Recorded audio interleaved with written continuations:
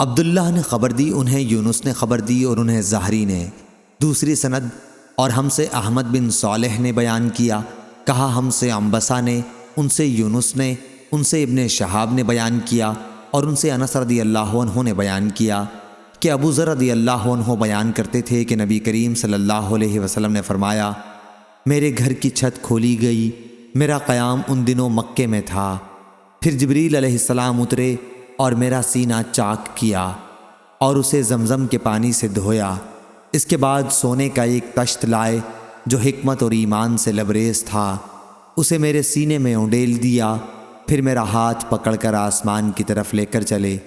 جب آسمان دنیا پر پہنچے تو جبریل علیہ السلام نے آسمان کے داروغہ سے کہا کہ دروازہ کھولو۔ پوچھا کہ کون صاحب ہیں؟ انہوں نے جواب دیا کہ میں جبریل۔ پھر پوچھا کہ آپ کے ساتھ کوئی اور بھی ہے؟ جواب دیا کہ میرے ساتھ محمد صلی اللہ علیہ وسلم ہیں۔ پوچھا کہ انہیں لانے کے لیے آپ کو بھیجا گیا تھا؟ جواب دیا کہ ہاں۔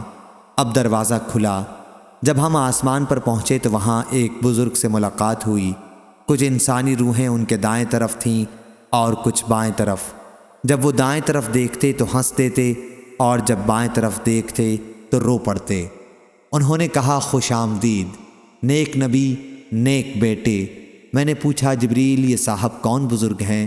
تو انہوں نے بتایا کہ یہ آدم علیہ السلام ہیں، اور یہ انسانی روحیں ان کے دائیں اور بائیں طرف تھیں، ان کی اولاد بنی آدم کی روحیں تھیں۔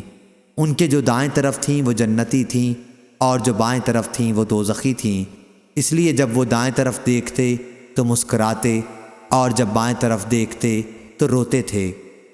پھر جبریل علیہ السلام مجھے اوپر لے کر چڑھے اور دوسرے آسمان پر آئے۔ اس آسمان کے داروغہ سے بھی انہوں نے کہا کہ دروازہ کھولو۔ انہوں نے بھی اسی طرح کے سوالات کیے جو پہلے آسمان پر ہو چکے تھے۔ پھر دروازہ کھولا۔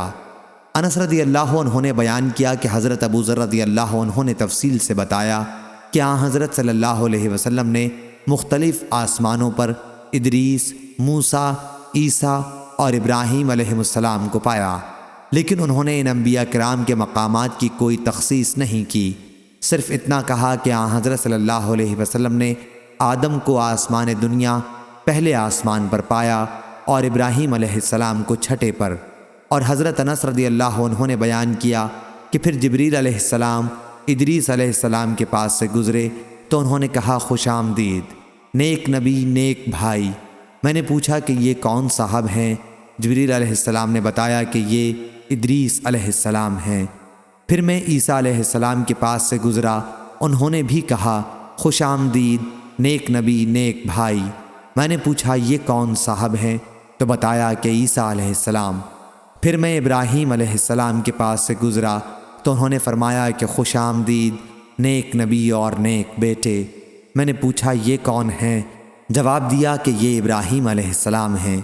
ابن شہاب سے زہری نے بیان کیا اور مجھے ایوب بن حزم نے خبر دی کہ ابن عباس رضی اللہ عنہ اور ابو حبہ انصاری رضی اللہ عنہ بیان کرتے تھے کہ نبی کریم صلی اللہ علیہ وسلم نے فرمایا، پھر مجھے اوپر لے کر چڑھے اور میں اتنے بلند مقام پر پہنچ گیا جہاں سے قلم کے لکھنے کی آواز صاف سننے لگی تھی۔ ابو بکر بن حزم نے بیان کیا اور انس بن مالک رضی اللہ عنہ نے بیان کیا کہ نبی کریم صلی اللہ علیہ وسلم نے فرمایا، پھر اللہ تعالیٰ نے 50 وقت کی نمازیں مجھ پر فرض کیں۔ میں اس فریضے کے ساتھ واپس ہوا اور جب موسیٰ علیہ السلام کے پاس سے گزرا تو انہوں نے پوچھا کہ آپ کی امت پر کیا چیز فرض کی گئی ہے؟ میں نے جواب دیا کہ 50 وقت کی نمازیں ان پر فرض ہوئی ہیں۔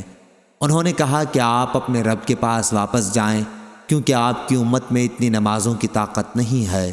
چنانچہ میں واپس ہوا اور رب العالمین کے دربار میں مراجعت کی، اس کے نتیجے میں اس کا ایک حصہ کم کر دیا گیا۔ پھر میں موسیٰ علیہ السلام کے پاس آیا اور اس مرتبہ بھی انہوں نے کہا کہ اپنے رب سے پھر مراجعت کریں۔ پھر انہوں نے اپنی تفصیلات کا ذکر کیا کہ رب العالمین نے ایک حصے کی پھر کمی کر دی۔ پھر میں موسیٰ علیہ السلام کے پاس آیا اور انہیں خبر کی۔ انہوں نے کہا کہ آپ اپنے رب سے مراجعت کریں کیونکہ آپ کی امت میں اس کی بھی طاقت نہیں ہے۔ پھر میں واپس ہوا اور اپنے رب سے پھر مراجعت کی۔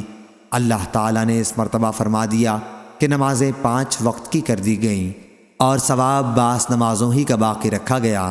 ہمارا قول بدلہ نہیں کرتا۔